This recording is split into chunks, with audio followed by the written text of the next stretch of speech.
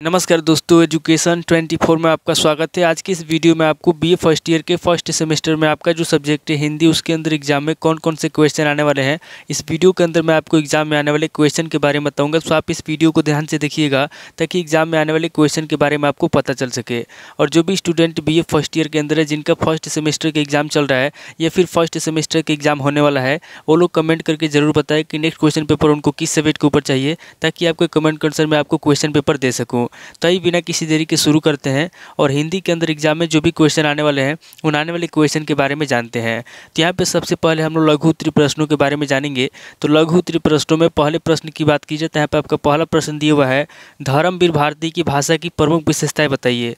पहला प्रश्न कह रहा है जो धर्मवीर भारती है, यहाँ पे आपको धर्मवीर भारती की भाषा की प्रमुख विशेषता बताना है। अब अगली क्वेश्चन की बात की जाए तो यहाँ पे आपका दूसरा क्वेश्चन दिया हुआ है, मोचीराम कविता का सारांश लिखिए। दूसरा क्वेश्चन कह रहा है जो मोचीराम कविता है, यहाँ पे आपको मोचीराम कविता का सारांश लिखना है। अब अगली क्वेश्चन की बात की जाए तो यहाँ पे आपका तीसरा क्वेश्चन दिया हुआ है, मुक्ति बोध के काव्य की भाषा पे प्रकाश डालिए। तीसरा क्वेश्चन कह रहा है जो मुक्ति बोध है, यहाँ पे आपको मुक्ति बोध के काव्य की भाषा पे प्रकाश डालना है। अब अगली क्वेश्चन की बात की जाए तो यहाँ पे आपका चौथा क्वेश्चन दिया हुआ है, अज्ञेय के काव्य सौष्ठव का संक्षिप्त विवेचन कीजिए। चौथा क्वेश्चन कह रहा है जो अज्ञेय है, यहाँ पे आपको अज्ञेय के काव्य सौष्ठव का संक्षिप्त विवेचन करना है। अब अगली क्वेश्चन की बात की जाए तो यहाँ पे आपका पांचवा क्वेश्चन दिया हुआ है, महादेवी वर्मा के काव्य की प्रमुख विशेषताएं बताइए। पांचवा क्वेश्चन कह रहा है जो महादेवी वर्मा का काव्य है, यहाँ पे आपको महादेवी वर्मा के काव्य की प्रमुख विशेषता बताना है। अब अगली क्वेश्चन की बात की जाए तो यहाँ पे आपका छठा क्वेश्चन दिया हुआ है, पंत कोमल कल्पना के कवि है, सिद्ध कीजिए। छठा क्वेश्चन कह रहा है जो पंत है, कह रहा है कि पंत कोमल कल्पना के कवि है, इसको आपको सिद्ध करना है। अब अगली क्वेश्चन की बात की जाए तो यहाँ पे आपका सातवां क्वेश्चन दिया हुआ है, निराला के छायावादी काव्य की विशेषताएं लिखिए। सातवां क्वेश्चन कह रहा है जो निराला है, यहाँ पे आपको निराला के छायावादी काव्य की विशेषता बताना है। अब अगली क्वेश्चन की बात की जाए तो यहाँ पे आपका आठवां क्वेश्चन दिया हुआ है, प्रसाद के प्रकृति चित्रण की विशेषताएं बताइए। आठवां क्वेश्चन कह रहा है जो प्रसाद है, यहाँ पे आपको प्रसाद के प्रकृति चित्रण की विशेषता बताना है।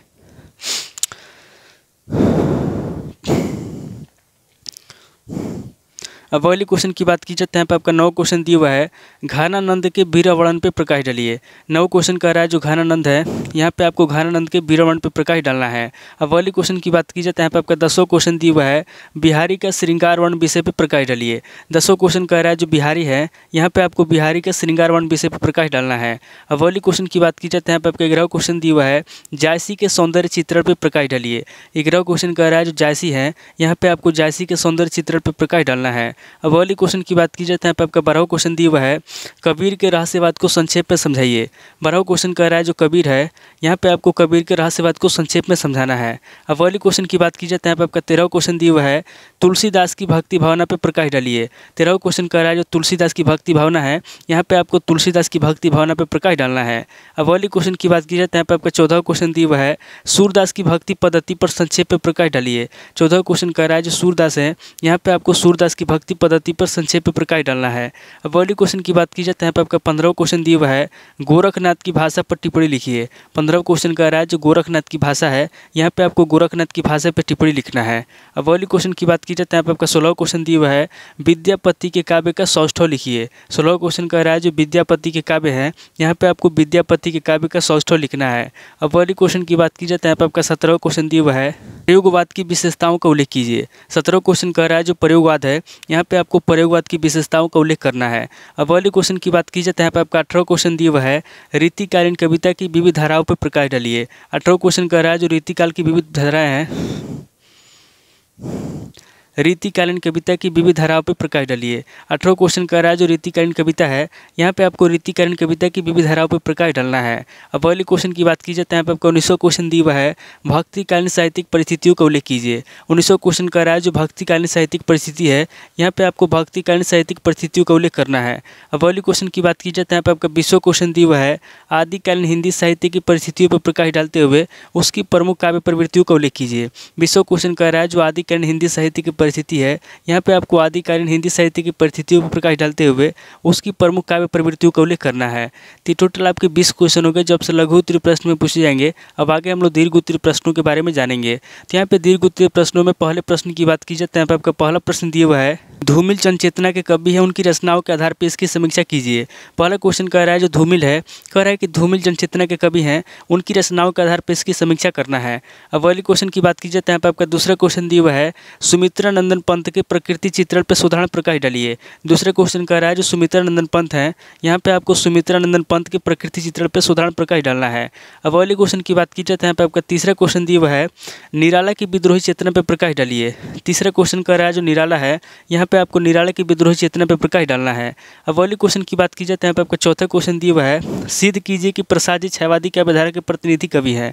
चौथा क्वेश्चन कह रहा है जो छायावादी हैं यानी कि जो प्रसाद जी हैं, यहाँ पे आपको सिद्ध करना है कि जयशंकर प्रसाद जी छायावादी काव्यधारा के प्रतिनिधि कवि हैं। अब अगले क्वेश्चन की बात की जाए तो यहाँ पे आपका पांचवा क्वेश्चन दिया हुआ है घानानंद के प्रेम वर्ण की प्रमुख विशेषताओं का वर्णन कीजिए। पांचवा क्वेश्चन कह रहा है जो घानानंद है, यहाँ पे आपको घानानंद के प्रेम वर्ण की प्रमुख विशेषताओं का वर्णन करना है। अब अगले क्वेश्चन की बात की जाए तो यहाँ पे आपका छठा क्वेश्चन दिया हुआ है बिहारी के दोहे गागर में सागर है, इस उक्ति को उदाहरण से समझाइए। छठा क्वेश्चन कह रहा है जो बिहारी है, कह रहा है कि बिहारी के दोहे गागर में सागर है, इस उक्ति को उदाहरण से समझाना है। अब अगले क्वेश्चन की बात की जाए तो यहाँ पे आपका सातवां क्वेश्चन दिया हुआ है कबीर एक समाज सुधारक या क्रांतिकारी थे, इसकी विवेचना कीजिए। सातवां क्वेश्चन कह रहा है जो कबीर है, कह रहा है कि कबीर एक समाज सुधारक के क्रांतिकारी थे, इसकी आपको विवेचना करना है।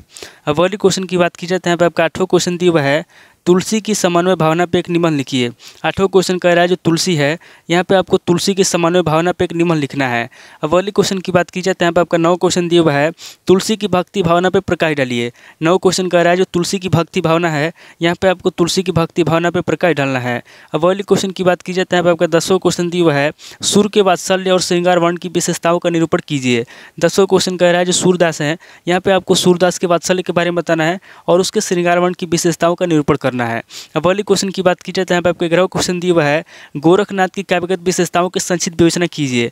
11वां क्वेश्चन कह रहा है जो गोरखनाथ है, यहाँ पे आपको गोरखनाथ की काव्यगत विशेषताओं की संक्षिप्त विवेचना करना है। अब अगले क्वेश्चन की बात की जाए तो यहाँ पे आपका 12वां क्वेश्चन दिया हुआ है छायावादी काव्य की भागवत एवं शिल्पगत विशेषताओं का उल्लेख कीजिए। 12वां क्वेश्चन कह रहा है जो छायावादी काव्य है, यहाँ पे आपको छायावादी काव्य की भागवत एवं शिल्पगत विशेषता बताना है।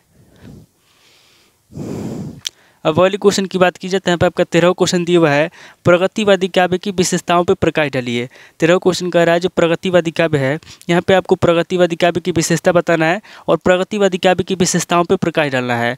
अब अगले क्वेश्चन की बात की जाए तो यहाँ पे आपका 14वां क्वेश्चन दिया हुआ है आदिकाल के विभिन्न नामकरणों की विवेचना करते हुए शुक्ल जी द्वारा किए गए नामकरण की सार्थकता पर विचार कीजिए। 14वां क्वेश्चन कह रहा है जो आदिकाल के विभिन्न नामकरण है, यहाँ पे आपको सबसे पहले आदिकाल के विभिन्न नामकरणों की विवेचना करना है और विवेचना करते हुए शुक्ल जी द्वारा दिए गए जो नामकरण की सार्थकता है, नामकरण की सार्थकता पर अपने विचार प्रकट करना है। तो टोटल आपके 14 क्वेश्चन हो गए जो आपसे दीर्घ उत्तरीय प्रश्न में पूछे जाएंगे। तो इस वीडियो के अंदर मैंने आपको लघु उत्तरीय प्रश्न और दीर्घ उत्तरीय प्रश्न दोनों तरह के प्रश्नों के बारे में बता दिया। सो आप इन प्रश्नों को नोट कर लीजिए और किसी किताब से सीरीज से मिलाकर के याद कर लीजिए। तो दोस्तों आज इस वीडियो को मैं यहीं पे स्किप करता हूँ, मिलता हूँ आपसे नेक्स्ट वीडियो में। अगर आपको वीडियो अच्छा लगा तो वीडियो को लाइक कीजिए, शेयर कीजिए और कमेंट करके बताइए कि आपको नेक्स्ट वीडियो किस टॉपिक के ऊपर चाहिए। थैंक यू दोस्तों।